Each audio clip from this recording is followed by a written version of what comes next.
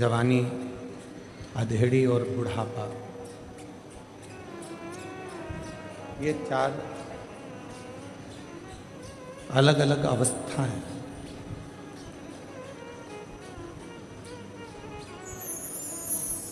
और इन अवस्थाओं में हम कितना भगवान का भजन करें हैं, हम कितना मंत्र जाप करें हैं, हम कितना स्मरण करें हैं, हम कितना कीर्तन करें हैं। शिव महापुराण में एक बात और अच्छी बताई है कि मान लो हम यदि भगवत नाम कीर्तन ना कर पाए, हम भगवत भजन ना कर पाए, हम स्मरण ना कर पाए, हम मंत्र जाप ना कर पाए, तो उस परमात्मा की चौखट पर जाने के लिए फिर हम कौन सा ऐसा अपनी जिंदगी का कर्म करते रहें जिससे उस परमात्मा के सामने हम जा सकें, उस परमात्मा के सामने हम पहुंच सकें। शिव पुराण की कथा कहती है, भगवान शंकर का चरित्र कहता है, शिव तत्व कहता है। किसको दान कर रहे हैं?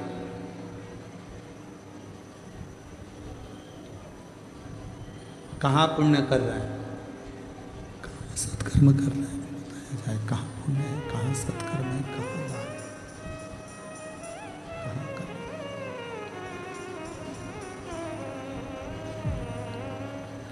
तो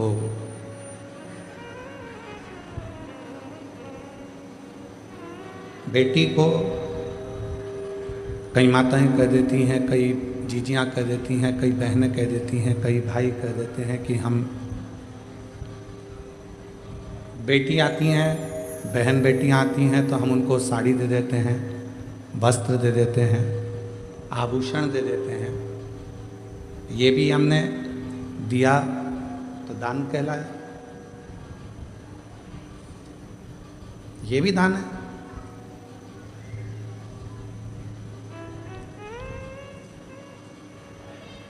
थोड़ा सावधानी से सुनिएगा कथा को। तुम्हारी बहन आ रही है, तुम्हारी बेटी आ रही है और उसको तुम कुछ दे रहे हो, वो दान नहीं कहलाएगा, वो उसका हक कहलाएगा। ऐसे नहीं दोगे तो दूसरी तरह से लेना आता है, उसको दान नहीं कहेंगे। बहन को कल साड़ी दिला दी तो तुमने सोचा कि मैंने उसको साड़ी दिला दी है, तो तुमने सोचा कि मैंने उसको, कोई कहता है कि हमने हमारे परिवार के व्यक्ति को दिया, दान दिया, वो दान नहीं कहलाता। दान की परिभाषा किसको कही गई कि परिवार के अंदर कोई दूसरा व्यक्ति है, मान लो कोई रिश्तेदार है और उसका बच्चा पढ़ना चाहता है, शिक्षा अध्ययन करना चाहता है, उसको चिकित्सा की जरूरत है, आपने उसके लिए कोई सहयोग करा, वो दान की गिनती में कहलाएगा, उसको दान कहा जाएगा कि वो। अब ऐसे तो लोग कह देते हैं कि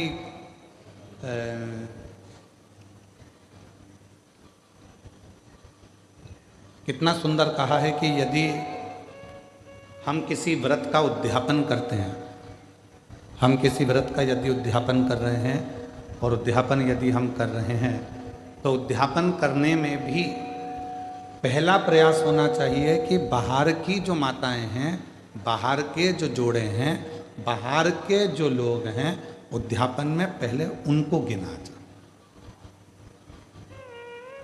और हम क्या करते हैं, अपने घर में ही उद्यापन करना है, घर की तो देवरानी जेठानी इतनी सारी हैं, वैसे भी तो बुलाना ही पड़ेगा, तो वैसे की जगह ऐसे बुला लो, गिनती की गिनती हो जाएगी और उद्यापन का उद्यापन हो जाएगा। मतलब तुम्हें काम निपटाना है, तुम्हें उस उद्यापन का फल प्राप्त नहीं करना, तुम्हें उस उद्यापन का फल नहीं चाहिए, तुम्हें केवल काम को निपटाना है, केवल काम निपटाना नहीं भाई। उद्यापन करोगी तो देवरानी तो भोजन करेगी, जेठानी तो भोजन करेगी, ननंद भी आएगी आएगी, नंदोई भी आएगा। तो इन सबको तो तुमको भोजन कराना है, पर इनको उद्यापन में नहीं गिनना है। उद्यापन में उनको गिनो जो दूसरे हैं। क्यों? हम अगर जेठानी को भोजन करा रहे हैं उद्यापन में, और जेठानी झूठे बर्तन को हाथ लगा रही है, हम ननंद को भोजन करा रहे हैं उद्यापन में, और ननंद पट्टी बिछा रही है, भोजन परोस रही है, काम कर रही है, तो तुम्हारे उद्यापन का फल कहां से मिलेगा तुमको? उस उद्यापन का फल भी तो मिलना चाहिए, उसका फल भी तो प्राप्त होना चाहिए। हमें फल कब मिलेगा? जब हम कोई दूसरा आया है उसके लिए पट्टी बिछा रहे हैं, आसन लगा रहे हैं, भोजन की थाली तैयार कर रहे हैं, भोजन करा रहे हैं, पकवान दे रहे हैं, उनको कोई सामग्री दे रहे हैं, तो वो उद्यापन का फल प्राप्त होगा। वो लेकर गया, यहाँ से थोड़ा आपने कुछ दिया उसको, कलश दे दिया, तुमने कोई सुहाग की सामग्री दे दी, कोई चूड़ी दे दी, कोई बिछी, कोई ब्लाउज पीस दिया, कोई तुमने उसको साड़ी दिया, कोई सामान दिया, तो वो लेकर गए, वो लेकर पहुंचा, तो वो उद्यापन है। अब तुमको मालूम है कि अगर मैं उद्यापन करूंगी तो मुझे ननंद को तो बुलाना पड़ेगा, मम्मी नहीं मानेंगी। तुमको मालूम है कि मैं उद्यापन करूंगी तो मुझे जेठानी को तो बुलाना ही पड़ेगा, देवरानी को तो बुलाना ही पड़ेगा, जेठानी को बुलाना ही पड़ेगा, मानेंगे नहीं घर के लोग। तो क्यों ना उनको भी उद्यापन में जोड़े में गिन लूं, और तुमने उनको भी उद्यापन के जोड़े में गिन लिया, और विचार करा मेरे 16 जोड़े पूरे हो गए, मेरे 16 सोमवार का उद्यापन हो गया। अब भगवान शंकर मुझे फल देंगे। शंकर जी सोचे जितनी चतुर तू है उससे चौगना चतुर मैं हूं।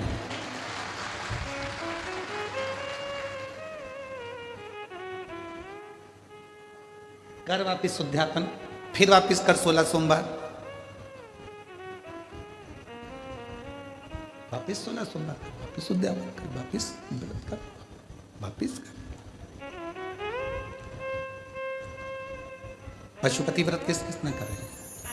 हाथ उठा दो। पशुपति व्रत जिस जिसने करे पशुपति व्रत को, पशुपति व्रत जिस जिसने भी करे हाथ उठाओ जरा। हाँ ठीक है, रखिए, प्रणाम। हम भी करें, ठीक है, हम भी हाथ उठाए, हमने भी करा। और हमारी धर्म पत्नी, ऐसा कोई महीना नहीं जाता होगा जिस महीने में एक बार पूरे 5 पशुपति व्रत नहीं कर लेती है।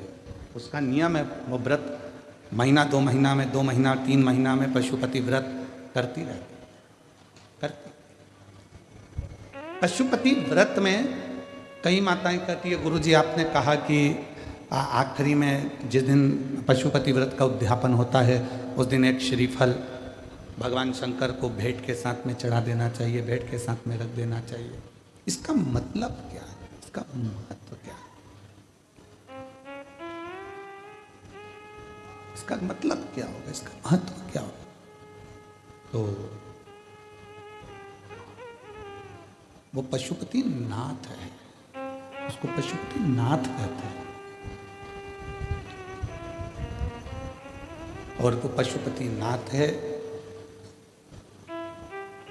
पूरे 5 व्रत में हमने मान लो कोई गलती करी हो, 5 व्रत में हमने भगवान को शीश नहीं झुकाया हो, 5 व्रत में हमने भगवान को नमन ना करा हो, तो ये जो श्रीफल है, जो ये श्रीफल, जो ये नारियल है, ये शीश का काम करता है।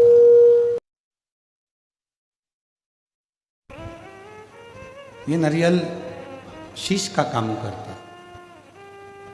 हे प्रभु, हो सकता है कि मैंने अपना शीश आपके चरणों में नहीं नवाया, हो सकता है जैसे गलती हो गई, हो सकता है मैंने गलती करी, मैं आपके चरणों में शीश इसलिए मैंने ये शीश रूपी नारियल, मैंने ये अपना मस्तक, शंभो शंभो, मैंने अपना ये मस्तक, अपना ये शीश आपके चरणों को नमन करने के लिए दिया। ये जितना,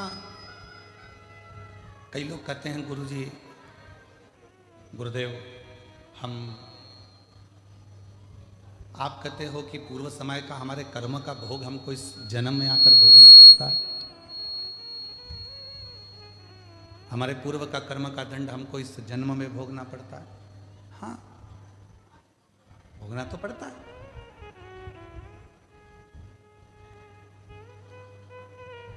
पहले जब हम छोटे थे,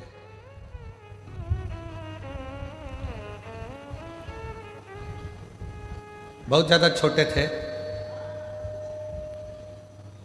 तो नवरात्रि में कन्या भोजन करने जाती थी तो उनके साथ हम लंगूर भी जाते थे।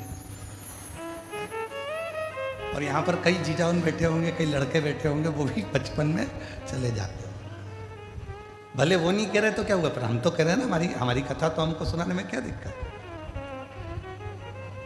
उनको शर्म आती होगी कि हमने क्या कन्या भोज में कन्या के साथ बैठकर भोजन कर, हमने तो किया। पर जिन जिन के यहाँ भोजन करने जाते थे वो आंटी इतनी चतुर होती थी ना,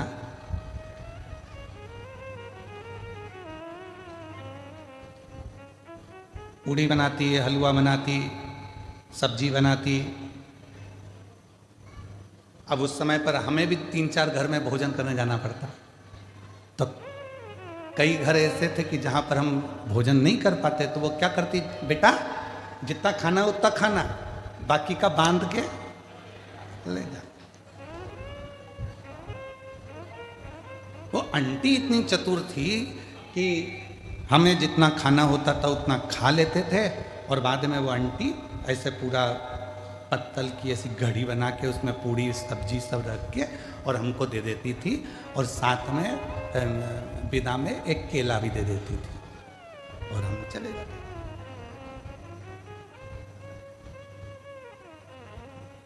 उस समय का देवी जी के समय पर जो हमने कन्या भोज में भोज करा और जो पत्तल लेकर आए, आज समझ में आता है कि उनके घर में हम पूरा नहीं खा सके तो उसने पत्तल में बांध कर दे दिया। उसी तरह ऊपर भी हमारा कर्म का दंड हम पूर्व जन्म का नहीं भोग सके तो उसने हमारे जन्म के साथ पत्तल में बांध कर अभी दे दिया। ये जितना संसार में आने के बाद हम भोग भोगते हैं, ये हमारे वहां पर नी निपटा के आए तो आज हमें भोगना पड़ता। कोई पूर्व का कर्म जो था वो हम नहीं भोग सके तो उसका थोड़ा सा भाग रह गया, और वो भाग आज हमको भोगना पड़ा।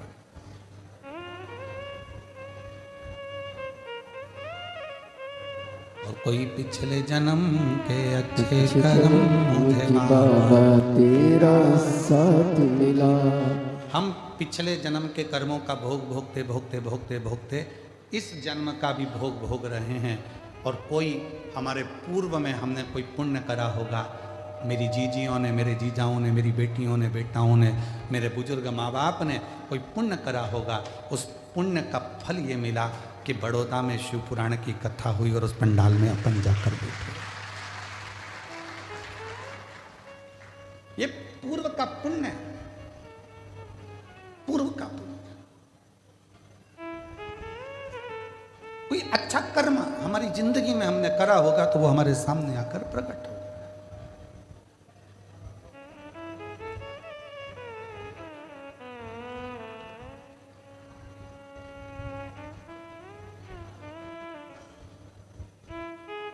किसी ने पूछा, गुरुजी बहू कौन से कर्म से मिलती है? हमने कहा गाय को रोटी खिलाने से।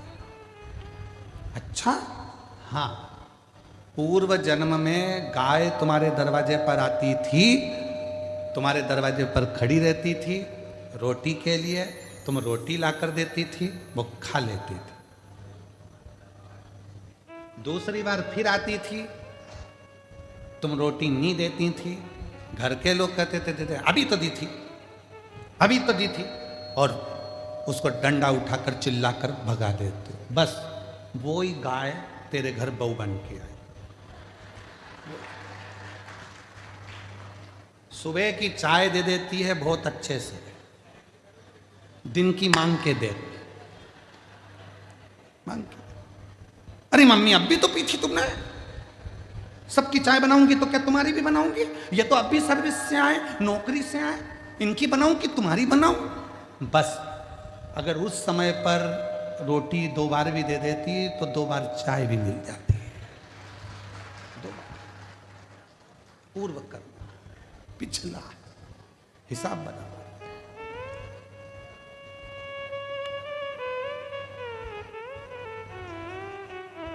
एक पुरानी कथा बहुत पहले हम श्रवण कराए थे, आज फिर स्मरण में आ गई कि एक राजा के लड़के की शादी हुई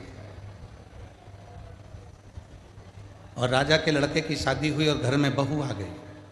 शयन कक्ष में बहू पहुंच गई सोने के लिए। बेटा सो रहा था, पत्नी ने उस राजा के लड़के की तलवार जो निकाली म्यान में से। म्यान इतनी सुंदर है, इतनी सुंदर म्यान, और म्यान में से जैसे उसने सोचा कि म्यान इतनी सुंदर है तो तलवार कितनी सुंदर होगी, जो तलवार निकाली और तलवार की चमक के कारण वो हाथ से छूट गई और राजा का बेटा जिससे उसकी शादी हुई थी वो मर गया। तलवार छूटते ही उसी के ऊपर गिरी और उसका गला कट गया, वो मर गया। उस बहू ने विचार करा कि मुझे मृत्यु दंड मिलेगा, राजा का इकलौता लड़का है। उसने उस राजा के लड़के को खींचा, तुलसी के क्यारे के पीछे ले जाकर उसको पटका और कक्ष में चली गई। सवेरे सवेरे मंदिर में पंडित जी पूजन करने आए और वो चिल्ला चिल्ला कर आवाज लगाने लगी, हाय मेरे पति को मार दिया इस पंडित ने, ये पंडित ने मेरे पति को मार दिया। चिल्ला चिल्ला कर आवाज लगा। राजा के दूत आ गए, पंडित जी को पकड़ कर ले गए, अंतिम संस्कार किया बेटे का। अब दंड देने की बारी आई। राजा ने कहा कि अब इसको दंड सुनाना है, पर इस पंडित ने, इस ब्राह्मण ने मेरे घर के मंदिर की बहुत सेवा करी, इसने मेरे बेटे को क्यों मारा वो पता नहीं। पंडित जी हाथ जोड़कर बोले, महाराज मैंने आपके बेटे को नहीं मारा, मैं सत्य बोल रहा हूं, मेरी बात पर विश्वास तो करो। कोई नहीं सुना। आखिरी में राजा ने सोचा कि पंडित को मृत्यु दंड नहीं देंगे, जिस हाथ से पंडित ने मेरे बेटे को मारा है उसका हाथ काट दिया जाए। उसका हाथ काट दिया, एक हाथ का रह गया। अब पंडित जी ने मन में सोचा कि मैंने कौन सा पाप करा था ऐसा जो मेरा एक हाथ कट गया। गुरु के पास जाऊंगा, अपने गुरु जी से पूछूंगा कि मैंने पाप कौन सा करा। पंडित जी पहुंच गए अपने गुरु जी के पास में, और जो गए गुरु जी के पास में तो गुरु जी तो घर में नहीं थे, उनकी धर्म पत्नी थी। जैसे ही दरवाजा बजाया, गुरुजी गुरुजी गुरुजी, इतने में पत्नी दौड़ कर आई। कौन गुरुजी? ना जाने कहां से आ जाते हैं चिल्लाने के लिए। मेरे गुरुजी यहीं रहते थे। हाँ, कहीं पर पड़ा होगा तेरा गुरु, चल निकल यहां से। पत्नी चिल्ला कर दौड़ी। पंडित जी चले गए। फिर इंतजार करें मेरे गुरु आएंगे, और गुरुजी आए। दरवाजा बजाया, पत्नी कहीं गई थी, दरवाजा खोला गुरुजी ने। गुरुजी, हाँ बेटा तुम, ये तेरा हाथ कैसे कट गया? वही तो पूछने आया हूं गुरुजी कि मैंने कौन सा पाप करा था जो मेरा हाथ कट गया। मैंने तो राजा के लड़के को मारा भी नहीं और मुझे ये दंड मिल गया।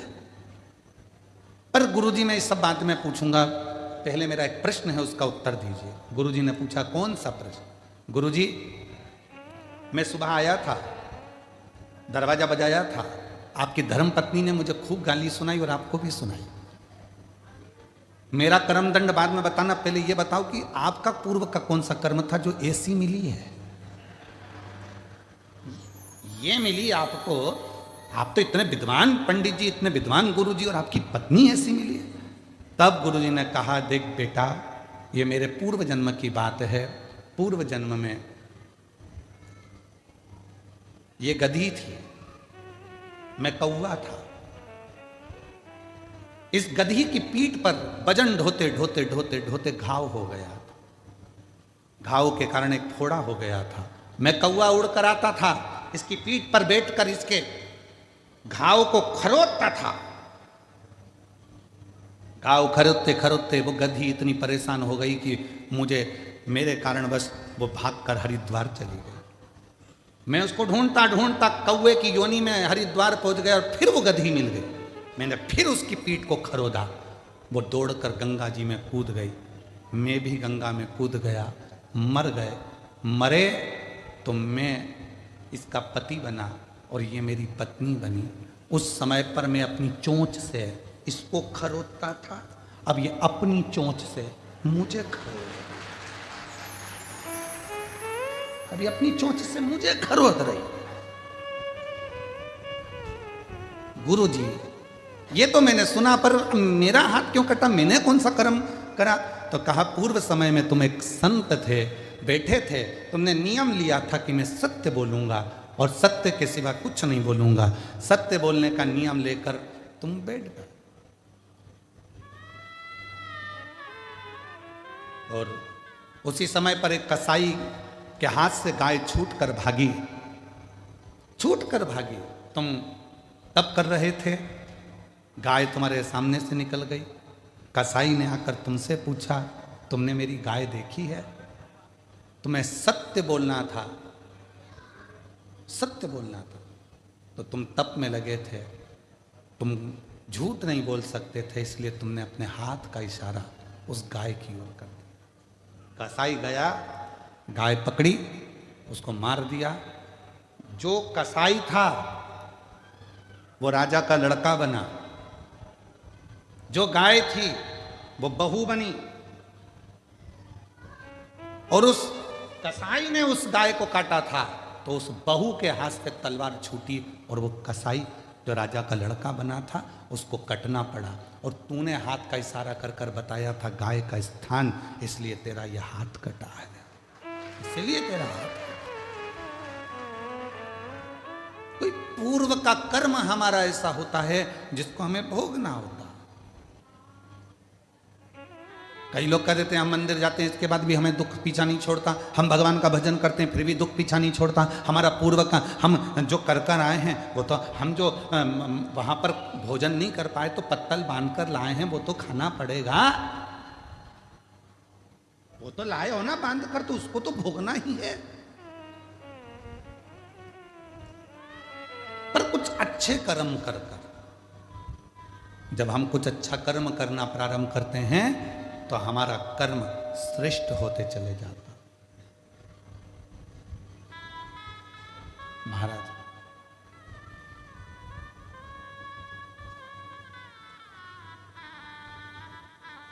कोई पिछले जन्म के अच्छे कर्म मुझे बाबा तेरा साथ मिला, कोई पिछले जन्म के अच्छे कर्म मुझे बाबा तेरा साथ मिला।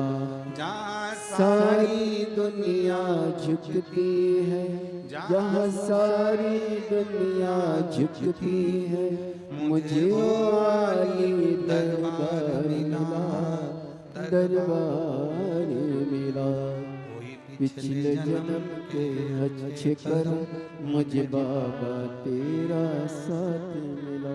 कोई पूर्व का कर्म होगा जो हम भोग रहे हैं। इसीलिए शिव महापुराण की कथा कहती, अपने बच्चों को मंदिर जाने की आदत डालो, अपने बच्चों को एक लोटा जल ले जाकर शिव मंदिर में भेजो, अपने घर के एक एक बच्चे को शिवालय तक भेजने का प्रयास करो। क्यों? हम तो खैर वो नहीं पहनते जो तुम लोग ये शर्ट पहनते हो बटन वाली, हम नहीं पहनते हैं, हम तो ये बांधने वाली पहनते हैं, ढीली हो जाए तो कस लो। अब तुम्हारी तो जो फिटिंग है वैसी की वैसी पहन लो, भले ढीला ढिल्ला हो। पर जितने लोग भी वो कमीज पहनते हैं, वो शर्ट पहनते हैं, वो बटन वाली शर्ट पहनते हैं, उनको मालूम है अगर एक बटन ऊपर की ही गड़बड़ हो गई तो नीचे तक सारी बटन बोलो बोलो जम के गड़बड़ रहेगी। एक बटन अगर सही लग गई तो जितनी भी बटन हैं वो सब सही हो जाएगी। एक बटन अगर आड़ी टेढ़ी हो गई तो सारी बटन आड़ी टेढ़ी हो गई। उसी तरह यदि बचपन आड़ा टेढ़ा हो गया तो जवानी अधेड़ी और बुढ़ापा भी आड़ा टेढ़ा हो गया। बटन पहले नंबर की अगर सही है तो बाकी की बटन भी सब सही है, सब सही।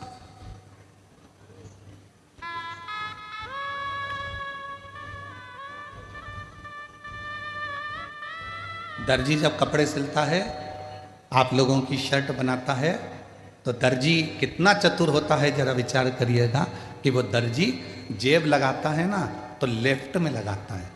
कहाँ लगाता है? लेफ्ट, उल्टी साइड, क्योंकि उसको मालूम है हार्ट इधर ही है, दिल इधर ही है। उसने जेब क्यों लगाई? किसी दर्जी से पूछना कि ये जेब क्यों लगाई तूने? तो कहा पैसा रखना है तो नीचे की जेब में रखना, मोबाइल रखना है तो नीचे की जेब में रखना, और अगर कभी जिंदगी में भगवान का प्रसाद मिल जाए, बेलपत्र मिल जाए, तो दिल के पास रखना, हार्ट के पास, दिल के पास। इसलिए उसने जेब भी, एक दर्जी भी अगर जेब लगा रहा है शर्ट में तो उल्टी साइड पर लगा रहा है जहां हार्ट है, जहां दिल है, क्योंकि उसको मालूम है भगवान का प्रसाद जितना दिल के करीब में होता है उतना हार्ट आनंदमय रहता है।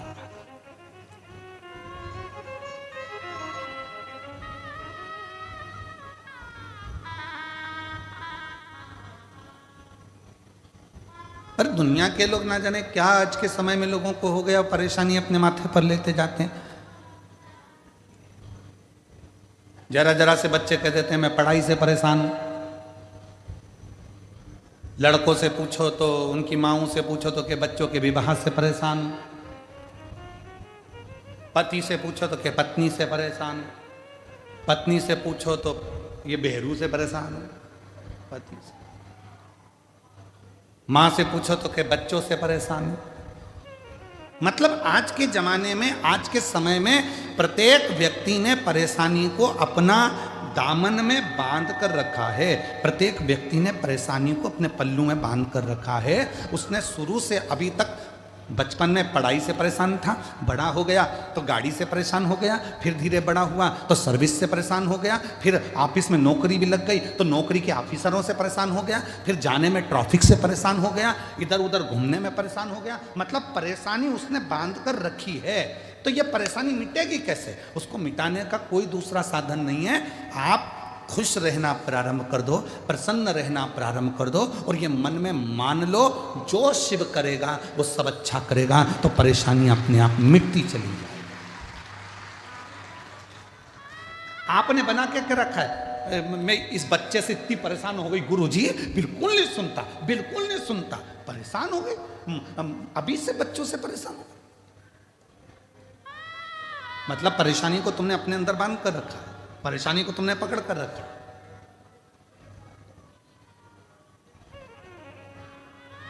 यहां आज कथा में, सूरत में जिन्होंने कथा करवाई थी, सम्राट भाई पाटिल आए हुए हैं। कहाँ बैठे? अच्छा, आप लोग प्रणाम। पहली कथा जो सूरत में कराई थी आपने, बड़ी सुंदर कथा कराई। एक बार जोरदार ताली बजाकर आपको बहुत बहुत साधुवाद। विराज, जब हम इनके यहाँ ठहरे थे तो सम्राट भाई बोले कि गुरुजी इतनी भीड़ सूरत में आ गई है, बड़ा सोचना पड़ रहा है। हमने कहा बिल्कुल मत सोचो और ना परेशान हो, ना तुमने बुलाया है ना तुम बुला सकते हो। ये तो उसका डमरू बजता है तो कोई चल कर आता है।